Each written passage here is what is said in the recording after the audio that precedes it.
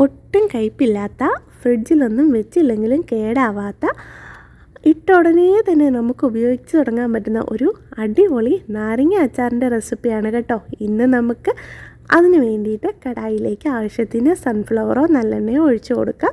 അതിനുശേഷം ഉലുവയും കടുകും ഇട്ട് പൊട്ടി വരുമ്പോഴേക്ക് കുറച്ചധികം തന്നെ ഇഞ്ചി, വെളുത്തുള്ളി, പച്ചമുളക് ചേർത്ത് നന്നായിട്ടൊന്ന് മൂപ്പിച്ചെടുത്ത് അതിലേക്ക് 1 ടീസ്പൂണോളം മഞ്ഞൾപ്പൊടിയും കൂടി ഇട്ട് അതിൻ്റെ പച്ചക്കുത്തൊക്കെ ഒന്ന് മാറി വരുമ്പോൾ 1/4 ഗ്ലാസ്സോളം വിനാഗിരിയും കൂടെ ഒഴിച്ച് ഒന്ന് തിളപ്പിച്ചെടുക്കാം.